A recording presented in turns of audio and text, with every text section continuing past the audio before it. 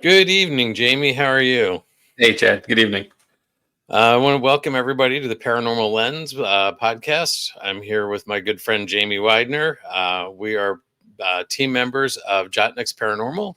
We come to you every Tuesday night live, and then we are on all sorts of different podcast networks that you can check us out the next day, typically, and go back and look at our library of stuff that's getting uploaded slowly but surely. So Steadily. It's very steadily. So, how are you doing, Jamie? Doing well. Doing well. School started this week, so we're all getting back into a different routine. Are you finally in 12th grade? I'm going to graduate this year. Yep. Yay. So actually, you're not going to graduate this year, but I know we have a student who we do. You know. Yep. The countdown had already started yesterday for a number of days left. So yeah, not a big thing, but a thing. Mm-hmm. So we were all there before, so I get it. It's an exciting thing. Yep. Lots of last firsts and firsts and all those fun things this year. Yeah, the first was a dual enrollment college class. That was yesterday too. So yeah, holy cow! No, not yet. I know you know. So yeah, not yet. So, anything interesting this weekend or this past week? I can't. I honestly, it all went by so very fast. I can't say I did anything extraordinary or exceptional. Certainly nothing spooky. That's for sure. We're on a bit of a hiatus from Booby's Brewery, so I'm just trying to get the stuff done. The normal stuff done. So the non-paranormal. I guess that makes it normal, right? So yeah, something like that. But you anything exciting? Just work. Even work. Yeah, which is it's nice to have some overtime. So there you go. Hey, before we get speaking of work, I'm not going to give away what you do, but I can say that you are a carpenter and a professional tradesman. And if you want to share, you had some quality work presented nationally last week that if anyone tuned in would have seen. Want to share?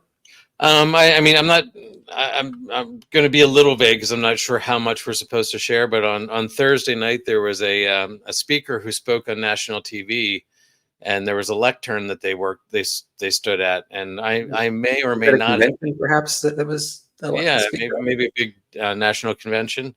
I may or may not have had a lot of work to do on that lectern, so it was pretty exciting. So to see work that I've done out there like that. So that's really it was cool. I saw it, and I'm saying it was pretty awesome. So the company you work for creates awesome things for a lot of different industries that sadly, as you told me, I asked what happens afterwards, and you're like, nope, it goes away. Yep. So I build dumpster. Way to build trash. Yeah, I build dumpster fodder, Jamie. That's here it is. Yep. Hey, it's got to go somewhere. So anyway. Hey, so it's the craftsmanship that matters. So yes, congratulations. But so yeah, I do some pretty interesting and exciting work. But yeah, so cool. So anyway, speaking of interesting work, see how he trains us in? Slide right in. I did notice that. So let me see. Bert Lynch. Hey, guy. What's up, dude? Hey, Bert. So, and Amanda. Good evening. Good to see everybody here tonight. Jim's anyway. Jim. Good. So let's get started. I did do some. I have with all. Hey, look, there's a comment here from Heather, who suggested this topic. I'm so excited, ready for tonight. So no pressure, Chad. Right? I should just like the last episode on the Laurel Hill Cemetery. No pressure. Don't F it up. Okay. Well, and we did find out that your last episode, the Tulpa. Yep. We had Jenny was really interested in and couldn't join us, but realized that they could watch it later. And was watching it later, so I'm glad that you remember that. So good. Yep. That's the benefit of being on the multimedia outlets that we are on. So perfect. So anyway, but let's jump into tonight's episode. Jamie, I know that you're a big fan of Atlas Obscura, right? Yes, Okay. absolutely. So when I was researching this topic, I found some short stories pertaining to our topic on their website. So I decided to use those as the opening for tonight. Okay. So imagine, if you would, that we are on one of our road trips with the whole gang and we have Mhm. traveled to Ireland. Are you ready? Okay. So here, let's set the mood. There's a nice Irish sunset. So you're a banker living in a cottage in Dublin. It's autumn and the wind is brisk but pleasant. So you decide to take a nighttime stroll. You latch your gate behind you and you turn to find a stranger dressed in a fashionable suit. He begins to tell you your own family secrets: sins, adultery, sorrows, destitution. Then he tells you what's going to happen to you. Your wife will leave, your money will run dry, your world will crumble. He laughs, turns around, and is gone. Just like that. Or perhaps you're a plowman living in a farm shed outside Kilkenny. You're blowing it out at the local pub to forget the pain of your blistered hands and sore back. When last call comes, you stumble out and realize you can't find your way home in the darkness. But a sleek black horse appears, and you don't seem to mind or notice that its eyes are aflame and that it is speaking to you, offering you a ride home. After an impossibly fast and terrifying ride over fences and fields and gaping chasms, you wake up face down in a field. Or you're just 9 years old, and it's harvest time at your family's farm near Tipperary. As you help your mother pick blackberries, a dark, shiny rabbit suddenly appears. You're new here, he says, but long ago I lived in this house. He says he knows you've been eating the berries and that tomorrow the unpicked berries will be ruined. They'll be fairy blasted. Then he tells you not to play in the woods by the creek. There's danger there. Before you can tell him you believe him, he's vanished. I would honestly, Chad, if I would have stopped them and said, "Silly rabbit, tricks are for kids." So Yeah, there. yeah. If a rabbit's talking to me, I'm not sure what's going on. Yeah, you might have had one too many Guinnesses along the way. Yeah. All right. So, what do all three of these experiences have in common? They all Ooh. describe. Wait, is this a trick question? Well, no, go ahead. Go ahead. Do you have an answer? One is pints. Too many pints. Oof. Maybe some form of herbal products along the No, way too. I don't know. maybe. Maybe a Mickey in your Mickey. Goodness, No, they all sound fantastical. First they of all, do. Right. but they have to Well, have a common denominator, right? they do. They all describe possible encounters with an Irish fairy. Now, there are many different types of fairies in Irish lore. So we could probably do 4 or 5 different Irish folklore Yeah, episodes because there's plenty. absolutely. You've got well, Yeah. we're not going to talk about the leprechauns tonight, and we're not going to talk about the banshee, but we are going to talk about something that might be even more feared, and that's the Púca. Oh, wait, not Hey, I Púca. drafted that guy this weekend. That's what I We, did. we I had a fantasy draft. I forgot. So no, we don't want Púca Nakua. We are talking about the Irish folklore Púca. So actually, that you do want Puka Nakua on your team. You do. I'm telling you. anyway. So we're going to talk about the Irish folklore Púca, and that's what you see here. So according to the website Wilderness Ireland, Púca are shape-shifting troublemakers that can manifest in the form of horses, goats, cats, donkeys, bulls, dogs, foxes, wolves, and hares, and even human. I mean, so they can shift through the gamut of everything. So anything, Pretty right? much. Yep. Okay. So it is believed that the Púca is most often seen as a horse with a sleek black coat, a wild mane, and flaming eyes. Now, when it is seen in a human form, the Púca will still have some sort of animal characteristic. ears, nose, tail, something like that leads to the animal world. So there are many stories about the Púca, but the most common thread among them is how much the Púca loves mischief. So, Dad, I got to stop you for this comment. Do you know this guy? yes, I do. Alex Thomas for the win on this one. I am also a shape-shifting troublemaker. Yes, sir, you are. Good evening and welcome. Thanks for joining us. So anyway, Alex.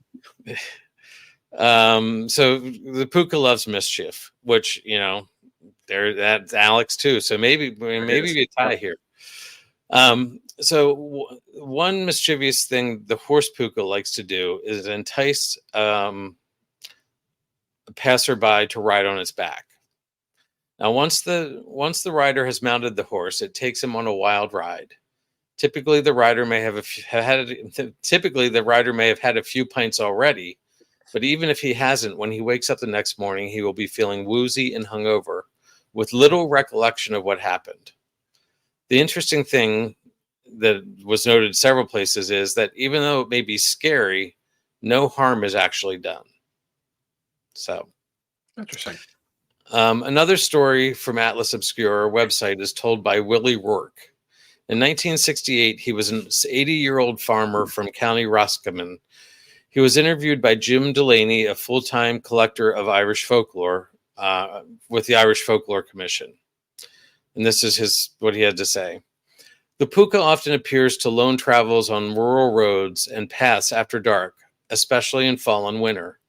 He sometimes appeared as an old man, coming up the road with a big stick under his arm and big whisker on him. After November night, no one would be caught out.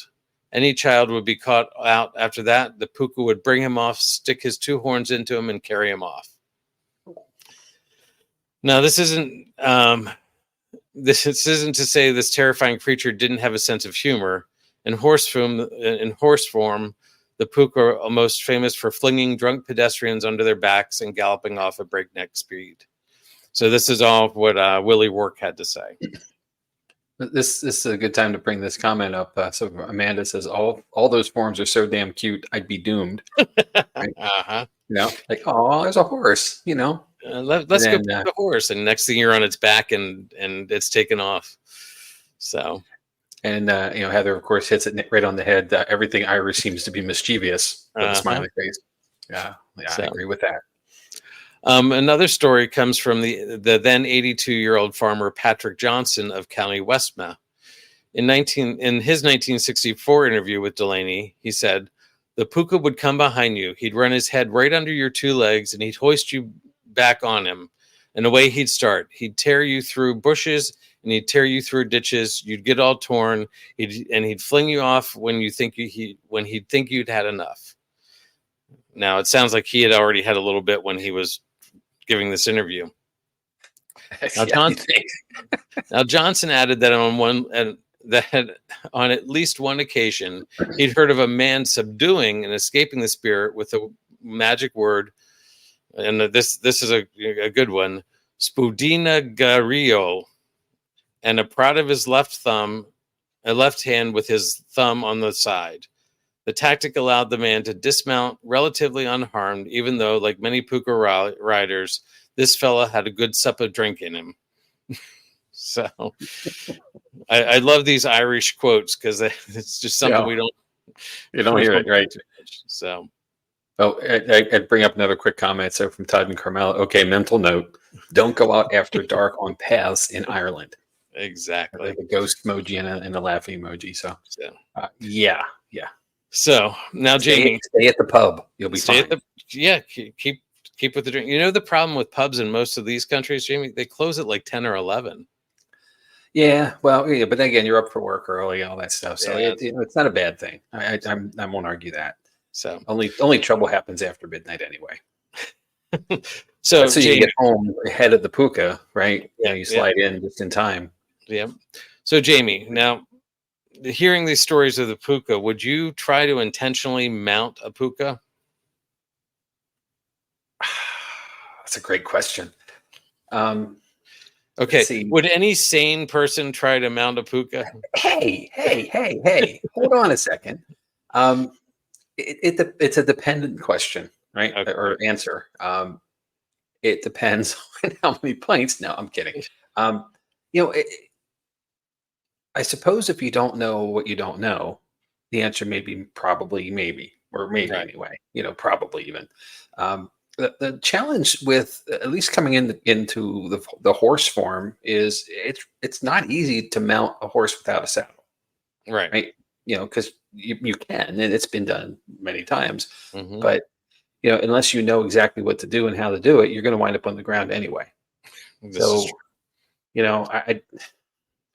I would say probably not if I didn't know what I was doing, which Okay. in this moment I don't. But if I lived there and I was relying on a horse, perhaps, or I was in a place where I had to rely on a horse, maybe, because a horse is a horse is a horse, of course.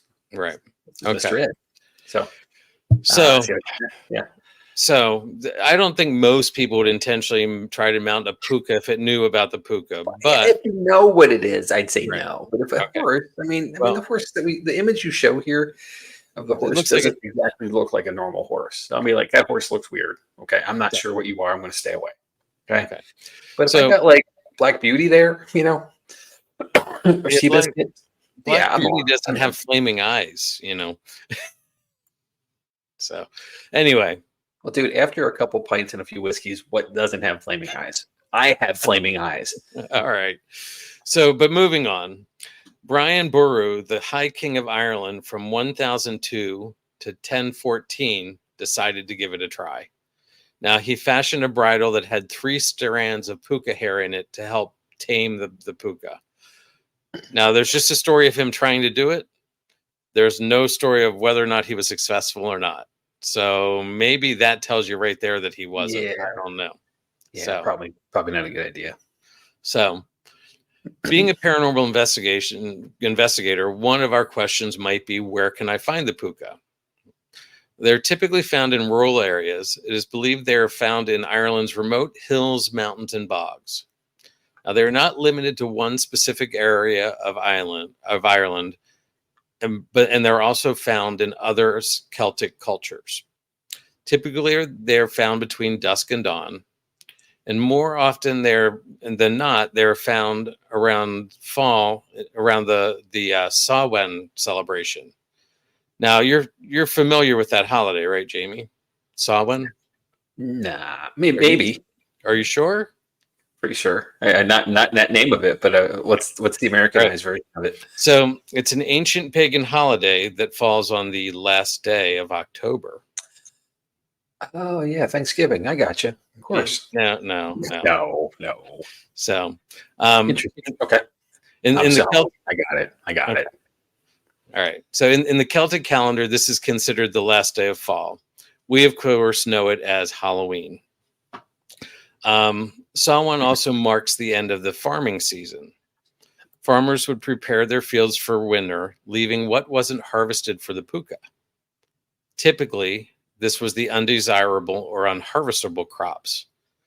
Okay. But fairy-conscious farmers would leave some usable crops unharvested. This was considered the puka share. The idea being that this would appease the mischievous spirits and keep them from doing any trickery. Now, is this starting to sound familiar at all? Giving things to create trickery? Okay. Yeah. All right. So I'm sensing a pattern emerging here. Yep. Okay.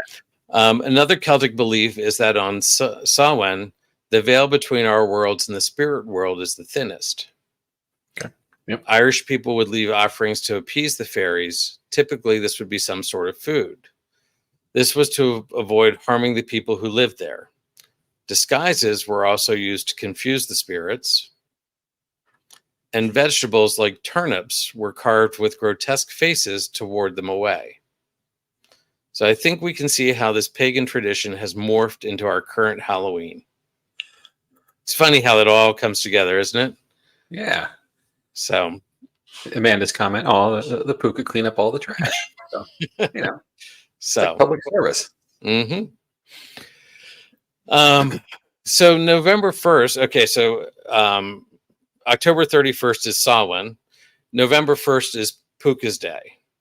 And this is the one day a year that the Púca can be expected to act civilly. It is said anything not harvested by November 1st is spoiled and should not be picked. After that, most berries and fruits were overripe and would start to shrivel, and the Púca were blamed. Farmers would say that the spirits spit on them and caused them to die, or at least that's one explanation. Now, you remember Patrick Johnson from Atlas Obscura that we talked about earlier? Yep. Johnson recalled that anyone who wanted to pick blackthorn berries or sloes should do so before Halloween, or else, and I quote, if they didn't pull them before that night, the Púca would shite on them and all the sloes, and they couldn't be used. So okay. Those are the two ways that Púca ruin the fruits and vegetables. So. Silly Púca. So I've talked about how mischievous the Púca can be, but if you feed them and treat them with respect, they might be helpful. There's an old Irish legend that talks about a farmer's son who was out on a cold night. He noticed a Púca and offered him a coat to keep warm. The Púca was grateful, and to return the favor, would mill the corn that was harvested during the day into flour during the night. They were also blessed with fertile soil and financial prosperity. The Púca eventually moved on from the humble farm, but when he did, it left a gold cup filled with a strange, happiness-inducing drink. So, there you go. I really want to try to travel to Ireland with all. I mean, there's so much here. So, if I were to travel to Ireland, I would hope to. Well, were you say something, Jamie? Sorry. No, yep. Let's go. Right. You don't have to ask me twice. I mean, come on. Okay. I would hope to come across the more benevolent Púca spirits. Now, that being said, we focused on the Irish folklore here, but not only do we find ties to the Celtic culture in the Celtic culture of Northwest Europe, but also others. In the Scandinavian language, we find an old Icelandic word, puki, P-U-K-I, which means mischievous demon. We also find puki in the Faroese Germanic language. In Norse and Old Swedish, puki, P-U-K-E, meant devil, evil spirit, or mischievous person. In certain regions of Sweden, the word P-U-K-E, Púki, is still used for evil spirit, goblin, or devil. Now, my favorite spelling is from the Welsh mythology, which is P-W-C-A.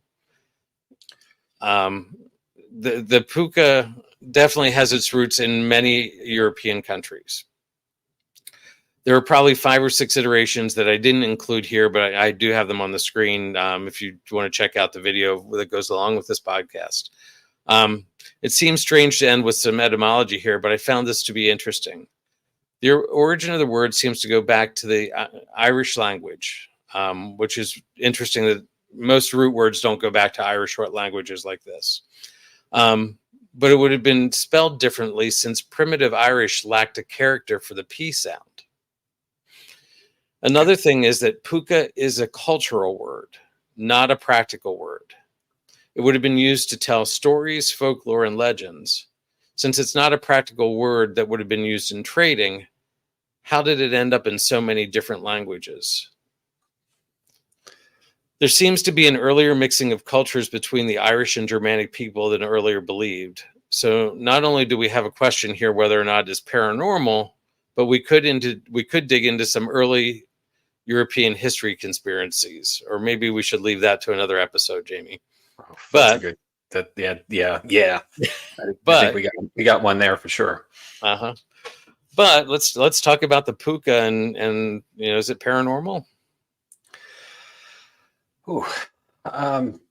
Based on just the surface, right? The surface information of a shapeshifter, spirit, some kind of fairy, kind of maybe a goblin, maybe kind of. I mean, there's a lot of things it could be. All of those things are not normal, right? So therefore, it must be paranormal or non-normal. So I would say there's probably something to this.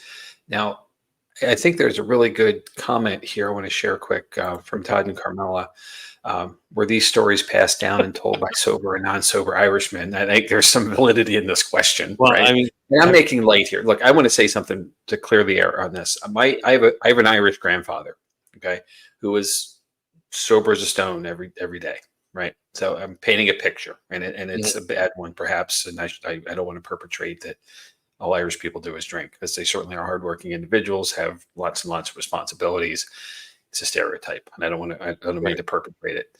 In fairness, but in that, it does go to the point of the stories being passed down. That becomes folklore, right? And folklore is, we've covered this before. We had an episode on folklore a little while back with some of the urban legends, which are largely the same. The question then is, how long has the story been in play, and how many versions? Because every time you tell a story, you're telling a version of it, and you're turning it into your version. So you modify, even unintentionally, but still happens. So a slight modification, and we're all the hero in our own stories, right? We want to tell a good story. Exactly. So, I think what might have been something slightly rational for explanation probably became a little bit more extraordinary every time it was told, just to make it more fantastical. And some of this, I think, early in the presentation, you were talking about, kind of getting the kids in by a certain time, So we've covered this so many times over, with these stories that are meant to scare people from doing something, that they shouldn't be, and out at night, nothing happens but trouble, right? So I wouldn't say that as if I were a young person, of course, but as I'm this age, I'm really going to say that because I want the kids in, and out of harm's way. So that's why you tell this kind of story. And, that part of it, that starts to seem kind of rational, right? Not necessarily. But what if there's some truth in it? And there's always a little bit of truth in every story. So regardless of how fantastic it is, it has a basis in something. So I think it could very well be paranormal. And it's, the only way we're going to find out is if we go and check it out ourselves. Yeah. So, Heather and Bert, make sure you book 2 extra tickets next time you go. Jamie, give us the dates. We'll be there. Yeah, I just need some dates. So, I definitely, I'm skeptical on this one. Again, it's a very fantastical story. It's interesting, but I agree. I agree with the folklore. I mean, you don't want to pick. Well, I see 2 reasons for this. You don't want to pick overripe berries because you're going to end up getting sick if you eat them because they're rotting. But you also want to leave things in the winter for animals that are foraging, like the foragers. Yeah. So you want to leave those things. You want to leave some for them so they can survive the winter, and because you've turned their land into farmland. So exactly that. So leave some for the animals. The horse, taking you on a wild ride, again, like you said, that's to keep people off the paths after dark. Yep, exactly. Now, there's a comment I want to share here too, though. A certain Alex Thomas, who we both know and love very well, with a trampoline and a good attitude, I can mount a horse. That's the spirit, buddy.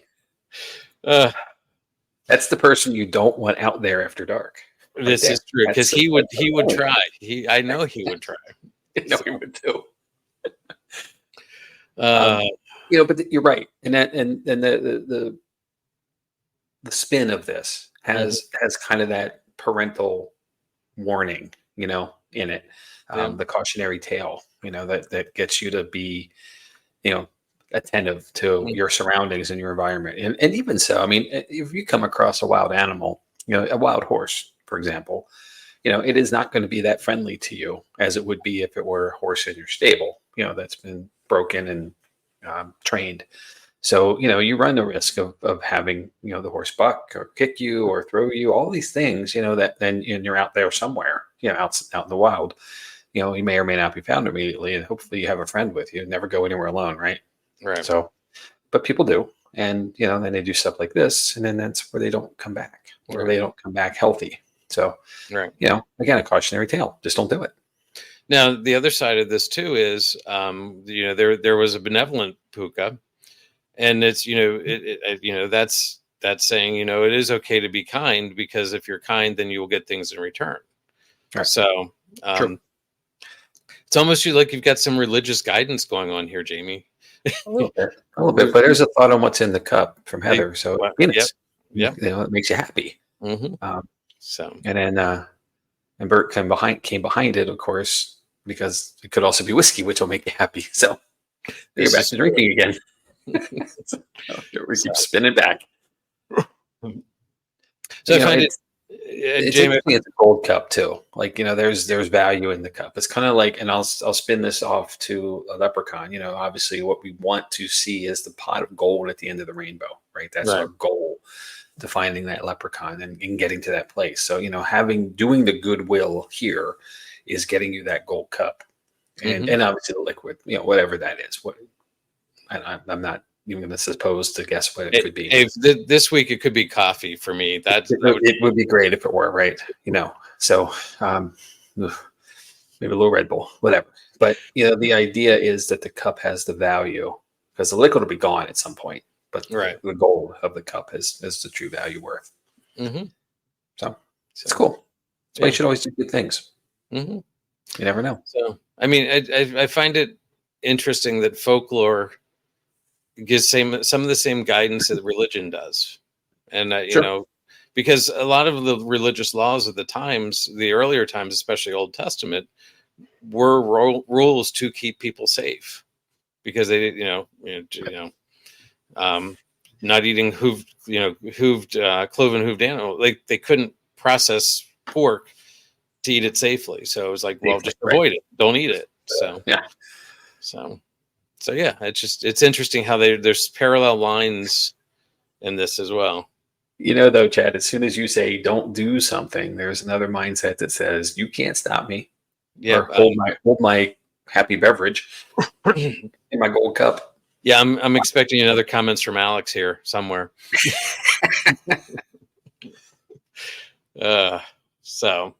But yeah, you're right. There's so many crossings here, of things that, if you it's like an onion, right? You peel away the layers, you start getting something. Excuse me. And I think with everything paranormal, we have to take it at face value, because it's not a science, and it's not an exact science anyway. Maybe things are scientific about how we go about our processes, but the thing itself isn't. And that's where the open mind comes in, and that's where the consideration comes in. And with stories like these, who am I to say that it's not plausible, or it's not true? I mean, I'm not there. I've never experienced it. That's the disadvantage of being from afar and doing a topic like this. Right. But it's no different than being in a paranormal investigation. We're in the room, and we're making our best effort to make contact and engagement, and we have the things that we feel are necessary to do so with objects and devices. But there could just be somebody standing there like, not today, buddy. Right. And we just don't know that. That's not to say because something's, and this is an old tagline from Jotniks, right? Just because you can't see it doesn't mean it's not there. Exactly. So the idea would be the same with this. It's because we can't quite put a finger on it and say exactly that thing right there is a Púca.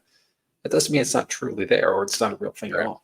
So Jamie, Todd and Carmela had a question here. Do you think these folklore stories are still passed down today? So what's your take on this? I would spin that off to the Lynches, who have recently been to Ireland, at least on 2 trips, I believe, in the last couple of years. So they've stayed in country. They've been there for an extended time. I'm assuming that there's been some time spent with locals and all the various establishments, obviously pubs, but as guests of the country, I would wonder for their opinion. I'll give them a couple seconds to answer that, but I would have to say yes, because we still tell stories, right? Of things. So we pass down traditional stuff all the time. We do, but the other side of that is, with the internet and with things like we're doing tonight, we are passing these stories down to another set of people.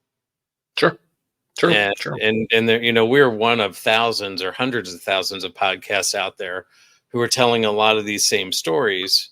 So we are disseminating it. It's just in a different way. So Right, that's fair. And do you have, this is a question for everybody, but for you specifically, since we're here, do you have to be in the environment for it to be passable? Do you have to have a contact point to it? Is it a cautionary tale if you're not there? As it's intended not to be out after dark, not to do this, not to do that, whatever. Does it have the same impact to us as we're across the pond? Literally. Mm-hmm. And it's still good advice, right? Mm-hmm. To don't do stupid stuff, right? That's parent advice 101. Don't do dumb stuff. But without a context to why, it's just a saying. It's just a statement. But as soon as you add the flair and the flavor of what a puka would do to you, on a wild ride through the brambles and bushes and creeks and hollers and bogs and everything, then all of a sudden you're like, well, I don't want to do that. Well, most people would say they don't want to do that. I'm sure somebody would say, I'm all in, Alex Thomas. But, it makes me wonder, does it have the same effect here versus there? Right. I don't know. It's we have haunted house tales, right? Don't go to that house because Right. it's this, and it's meant to scare people from going there. And most people will follow that advice. Mm-hmm. But then there's us. To go find a way in. Or Dave. Or Dave. Definitely Dave. Love you, Dave, but it's Dave every day. Mm-hmm. All right. So Bert got back to us. I can't say for sure, but with talking to locals, they seem to follow traditions in many ways. So I would say probably are carried on, especially by the elders. I hope the young carry it on. I agree with that. There's a lot of in the professional world, we call it institutional knowledge, right? Right. But otherwise, it's cultural knowledge or tribal knowledge, and in our personal lives. And it's the same idea that the elders are the repositories for all things, knowledge and expertise. And not everybody wants to hear what they have to offer, but someone's listening, and hopefully they're willing to share and continue. They keep trying to share at least. And these things keep going and going and going. So you brought up a good point. The internet is a wonderful tool in a lot of ways. It's detrimental in some because of, you can always have your phone in your hand, when you're trying to get to sleep or whatever. But, if you were looking for information and, all of this fantastical stuff is out there. I just did, right before we came on, I just did a quick Google search for Púca, and I came across a ton of stuff. So I know it's out there. And right. Too. That's fantastic. That's how we found most of this information, right? Mm-hmm. So, let's keep it going. So Todd and Carmela said, if we make it to Ireland, we will be sure to camp out overnight in the fall to see if we can see a puka. Kind of like Linus spent the night in the pumpkin patch. That's it. So we're tying it all back together here to Halloween. So very nicely done, Todd and Carmela. Perfect. So, nice little bow there. Yeah, I was going to bring that up. Again, isn't it interesting that we've got a pagan tradition, pagan holiday, pagan celebration that we have Americanized or mainstream. Yeah, absolutely. An industry. Yep. Mm-hmm. And it's it's every bit of it. The disguises were part of it because they to try to trick the puka, leaving carved turnips. Yeah. I mean, I've seen anyway. I've seen some turnips that look like grotesque faces without carving them. Just the leaving things for to prevent trickery. It's just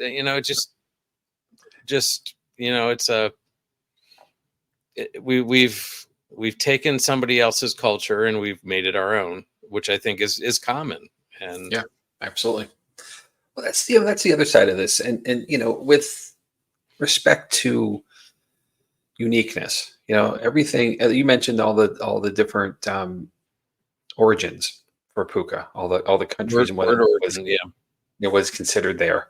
That tells me right away there's crossover, and if we look at a lot of different things that we've discussed here, we will find it in different places. I mean, even going back to the Dark Watchers, which is probably a natural phenomenon, but it's also believed to be in the Alps versus in the West Coast of the U.S. Right. I mean, just the carry that we have now, and the Europe is a bit different because it's the older, established civilization, before coming to America and expanding beyond to other parts of the world. The historians that were there have those histories are deep. There's thnew buildings in Europe that are older than my house, in our country, kind of Right. thing. It's a bad example, but so it's just what would be considered as new as forever old for us. So that crossover and that connection. You mentioned the Germanic influence in Ireland. Some would say the Romans have some influence as well. There's so much engagement that stories get told, things get passed along, and then, it's the old shampoo commercial. I think it was Gina Tay from back in the 70s or 80s. You tell two friends and they tell two friends, and then the screen kept splitting. And all of a sudden, if you start doing that, and the concept it's fantastic. It was ahead of its time that way. Like, that's how stories get told. Right. Somebody tells somebody who tells somebody who tells somebody. The problem, and this is what I was saying earlier, is that once you start spreading the story to story to story, it loses a little bit. It's like playing telephone or whisper down the lane. What you started with over here is not the same as it ends over there. So, you have to have that consideration, but, and that's not a bad thing overall. It's just a thing. Because it is part of the progression of information sharing. Right. And now that we have the internet, everything's a fact, right? Yeah. Abraham Lincoln has told us that when he invented the internet. When he invented the internet, right. Yeah. Exactly. I remember that. I was there when he did that. So yeah, I mean, it's definitely an interesting topic. I mean, I'm sure I could have gone many, many, many, many more stories about different things. But these were the highlights. So that's cool. That's really cool. And it brings in you bring in some things, right? That we talked about early. Like this could be many episodes of many different diversions of it. But fairies are a contestable topic, whether they're real or not. Getting into other folklore tales. There's a lot here in the country of Ireland. That we can unpack. And we probably will, maybe an episode, right around St. Patrick's Day or something would be appropriate. Do we get to go to an Irish bar and study? Oh, we could do that. We could broadcast. We could be live from the bar. I mean, that would be bad. That would be bad on St. Patrick's Day. No. Maybe. But it's that kind of thing. And this is I think this is true to say for everything we've discussed so far in all these episodes, is that there's always a tangent to expand upon, beyond what we've done. And that's pretty cool. And we joked, I think I did anyway. I think when David was still with us, we were joking about how we're never going to run out of content. And it's true. Right. And for as many other broadcasts that are out there, other shows, other podcasts, whatever you want to call us, these things, they're all doing stuff too. And like the content is almost unlimited. It's just how you choose to receive it, where you receive it from. We appreciate those who choose us, and I'm sure you're not your only choice. So thank you for spending this time with us. We have podcasts that we listen to and get ideas from. Absolutely. When we get to our upcoming episodes, I changed one that I was going to do because I found his story really interesting. So yeah, exactly. And that's the cool thing with when you, I was listening to one today, and they were talking about how, and it's a 4 or 5 year old program now. So, they've been at it a while, and they were talking about how they wanted to do something a bit different for an episode, and they realized that they could because it's their show and they make the rules, like how they do it. Instead of like being under someone's contract or some other, contingency. It was, it was kind of funny. And I'm like, well, the same with us. Like if we want to change the schedule, we can change the schedule, and that's what we say about content wise. If somebody wanted, like this episode was a submission from Heather and Bert. so, and we bumped it in, like we can do that anytime we Right. want to. When we juggle the schedule, we come across something that might be situational for a season or a holiday or an event.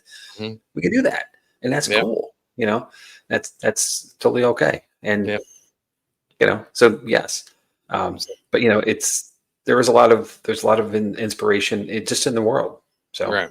we're always looking If for. I had known a little more about this when I was scheduling it, I would have done it closer to Halloween or Samhain and tied it into that. But I didn't even cover that there's a in Ireland there's a huge Púca festival every year at the end of the year during Halloween. So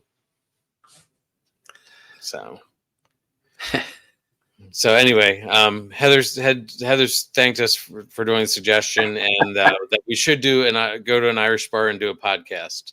So Okay. But now it's listener submitted, so we have to do it. Exactly. Right.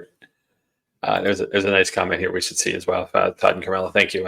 Enjoyed the show and the history of the Púca, Chad. Always a pleasure watching and learning from what you both share. Agree with Heather. Irish Bar Podcast. Oh, it's 2 submissions now, Jamie. We're double down now. Yeah. So it's like a double stamp, right? So we're in. All right. I got a spot if we want to go. Don't worry. All right. So yeah, Chad, great topic. And the Lynches, Bert and Heather, thank you for the submission on this. Obviously, you guys have been there and done that on the Emerald Isle. So it's a near and dear topic for you. But thanks for bringing it forward to us so we can bring it to light a bit more. And it's really cool. Oh, well, now it's a fact. Amanda, Irish Bar Podcast 3. So and Bert's 4. Like we're, what we're gonna have to do is get all of our listeners together at the Irish Bar and do a live like that. And yep. Done. All right. Rally point. We'll share the coordinates. Don't worry. All right. Thanks, guys. We'll move on, Jamie. Yeah, we probably should before we get canceled. Oh, here I gotta share. We always have a road trip, right? Now we have a group trip instead. So Well, I started it out with a road trip. There it is. Never mind. Bert, road trip. So we got the stuff, right? So upcoming episodes, it is hurricane season. So I came across a topic from a place called Pawleys Island, South Carolina, and of a ghost there that is a bit of a harbinger for hurricanes. I'll get into that next week and some other stories around the island as well. It's actually quite an active place. As I dug more and more into it, I kept finding more stuff. So we'll have some things to share there. Looking ahead to September 10th, Chad's going to tackle the Selma Mansion out in Norristown. That's correct.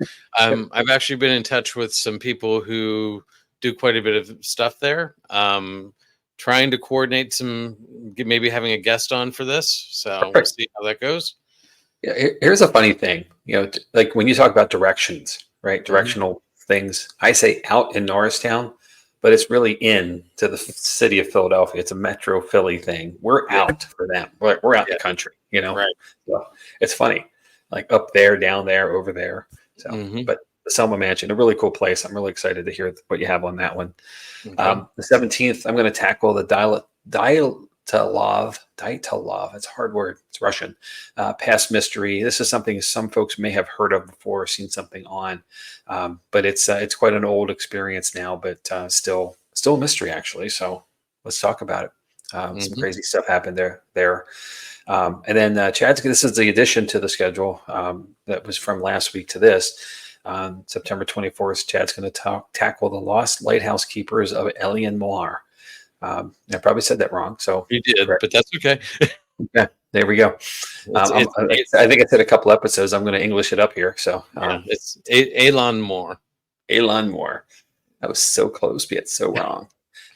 All right, and then the Third Man Syndrome, which is I'm going to pause and not say much there. Wilson Castle up in Vermont's on the schedule, and then the Well of Barhout in Saudi Arabia. is coming up. Quite an interesting place. It's going to tie back to our episode on the gin from way back. So there we go. So a lot of stuff coming up, and then October, mid-October there. So Halloween will be on top of us right after that. So we're going to save some dates there just to cover the spooky day. Trying to work some stuff out. We have some thoughts of what we can do, and I have another one to discuss with you afterwards too. It's came to mind earlier tonight. So the Lynches are we gotta start hanging out with the Lynches more because they're doing all these trips, Jamie. They are everywhere. They really are.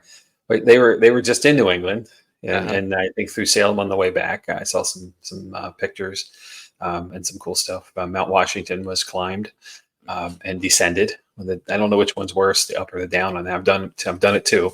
But Wilson is on the eastern side. I'm sorry, on the western side of Vermont. Not necessarily on the beaten trail, but not hard to get to either. It's just from here, it's forever away, but doable, very doable. Well, we've talked about going as well. So yes, this is the road trip. Add it to the list. Mm-hmm. Okay. So we would be very remiss if we didn't talk about our spooktacular event coming up on October 19th. Daryl Marston from A&E's Ghost Hunter is going to be joining us, along with Rania Cavetti and Lourdes Gonzalez from the Staticom Project. A fun night, an interesting night, a lot of stuff happening at the brewery these days with activity. So hopefully we can draw you more forward. This will be the first time that Staticom has been there. And that brings in a lot of interesting elements too, because of their closed circuit system and the things that they capture. Right. Daryl is Daryl, and he's just a steady rocking guy. Fantastic investigator, really down to earth dude. A lot of fun, and just he teaches as he goes too. So just really cool to get his perspective on how he does things. We'll have a meet and greet with him and Ron and Lourdes before, and then investigating with each of them throughout, along with our team. So. Right. Tickets are still available, but they are starting to go. Make your plans. There's plenty of places to stay at the brewery as far as their accommodations, and lots of cool things around the area too. So make it a weekend. Hang out with us and check out the area. Jamie, before you move on, Carmel went to Trans Allegheny Lunatic Asylum on Saturday. Amazing location, sad but amazing history and experiences.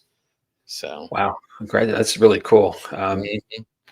We may have to get them on and do an episode about Tala. Yeah. Well, speaking of road trips, Chad, I guess I have to share this now.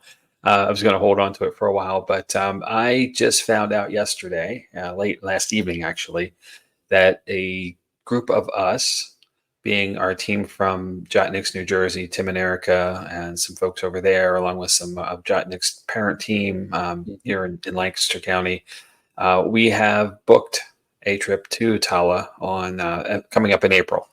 So forever away right now, but it'll be here before we know it. So yes, we have to do a pre and post kind of episode. Todd and Carmela, you're certainly welcome to join us on the air that time. Give us your insights. I believe the Kellers have been there as well in the past. Jerry and Melissa, our team founders. I'm pretty sure I'm true to say that. I'd love to have everybody come on. And then we'll get everybody in who goes, as we did with other past episodes like on White Hill and such. So definitely want to get everyone's stuff. So, and I don't know, I talk about shows, right? We've watched, and I can tell you, if you have not yet seen it, I highly recommend Expedition X, which is one of those Josh Gates shows. They just started season 8, and the first 2 episodes are at Tala, and they had some crazy stuff captured. Especially, it's a 2-part episode, season 8, episodes 1 and 2. The end of episode 2, I can't not see that what I saw there anymore. Like, I can't forget about it. Wow. An option that they presented at the very end, which. So watch it. We'll talk about it later. Sounds good. Exciting. So, but before we ever get to that, the Spooktacular event is coming up, and that's going to be a fun night. So please join us if you can. Erica wants in on the Wilson Castle trip. Yes, there you go, Erica. Welcome. So, Jamie, since you're talking about Ron and Lourdes, I'm going to tie something else into this. Okay. Jamie and I are going to be appearing on a podcast with Ron and Lourdes, Tony and Cherie, and Chris and Audra. Yep. Entity. See, I remembered all 6 of them, Jamie. I did it. You did so well. We're going to be on Entity Voices Paranormal on September 16th, I believe is the date. 16th or 19th. It's a Monday, whatever that is. 16th, September 16th. Okay. So we invite you to join us that night. You're going to have fun, Jamie. Definitely, Jeff, a great group of people. They're probably going to want us to have some of our evidence, so we're going to have to really dig in and find some of the stuff that we've got. Okay. So just giving you a heads up. So we can get there. No worries. Mm-hmm. No worries at all. It's funny. That's another one that's like, oh, don't worry. It's a couple weeks out. Next thing you know, it's Sunday night before, and we're like scrambling. So as always, plan ahead. So, hey, John, glad you could join us for a little bit. Yeah. Welcome. So anyway, sorry I kept interrupting you there, Jamie. No, you're good. You're good. So just to finish the point, spectacular event coming up October 19th. Be there, be square. Telling you now, all the cool kids will be there.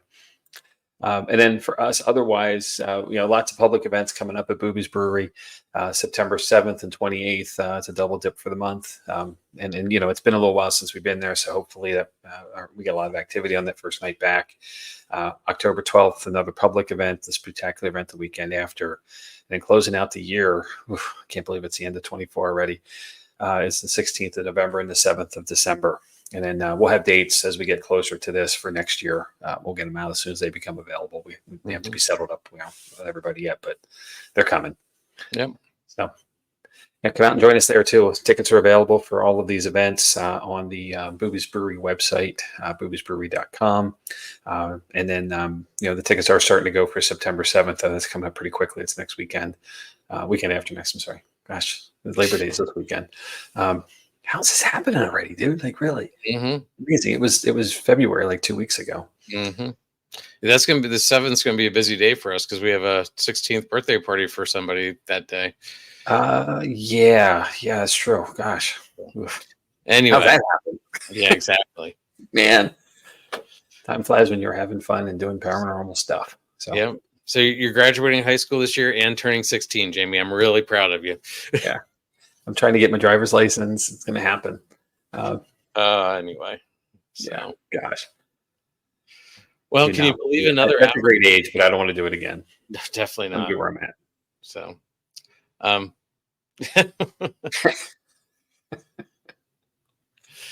Ghost stuff. Thanks, Alex. So yeah, Alex is joining the team, working with the team now. So maybe we're going to see his face more often. I do have to give him a shout out because he's actually joining us from Hawaii right now.